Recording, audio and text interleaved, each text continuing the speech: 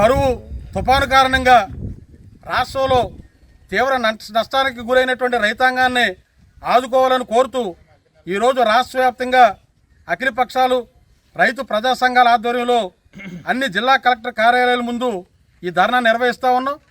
ఈరోజు పశ్చిమ గోదావరి జిల్లా కేంద్రం భీమవరం కలెక్టరేట్ దగ్గర ఈ ధర్నా జరుగుతూ ఉంది.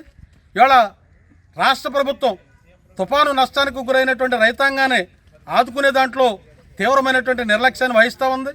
ఇవాళ ఖరీఫ్ సీజన్ ప్రారంభం నుంచి తీవ్రమైనటువంటి వర్షాభావ పరిస్థితుల కారణంగా రాష్ట్రంలో 19 జిల్లాల్లో తీవ్రమైనటువంటి కరువు ఏర్పడి ఇవాళ వర్షాలు లేక వేసినటువంటి పంటలన్నీ కూడా ఎండిపోవడం జరిగింది. ఇవాళ కోస్తా ప్రాంతంలో ఇవాళ దాదాపుగా 22 లక్షల హెక్టార్ల భూమిలో ఇవాళ మొత్తం ఈ మిసాంగ్ తుఫాను కారణంగా తీవ్రమైనటువంటి పంట నష్టానికి గురి కావడం జరిగింది. ఇవాళ రాష్ట్ర ప్రభుత్వం ఇవాళ తడిసిన ధాన్యాన్ని తేమ శాతంతో పని లేకుండా మొలకెత్తినటువంటి ధాన్యాన్ని కూడా ఎలా ఉన్న ధాన్యాన్ని అలా తీసుకుంటామని చెప్పి ఇవాళ రాష్ట్ర ప్రభుత్వం ఇవాళ రాష్ట్ర మంత్రులు చెబుతా ఉన్నారు. కానీ క్షేత్రస్థాయిలో రైతాంగం దగ్గర ఇవాళ తడిసిన ధాన్యాన్ని కొనేటువంటి పరిస్థితి లేదు. ఇవాళ రైతు ఎకరాకి 40,000 రూపాయలు నష్టాన్ని ఇవాళ చవి చూస్తూ ఉన్నారు.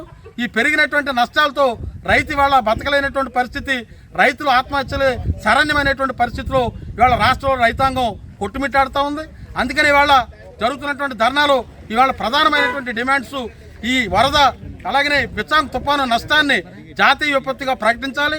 అట్లాగే తక్షణ సాయంగా రైతాంగానికి 1000 కోట్ల రూపాయలు మంజూరు చేయాలి.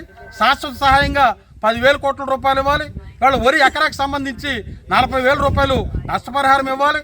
ఇవాళ ఉద్యాన పంటలకు సంబంధించి 75,000 రూపాయలు ఇవ్వాలి.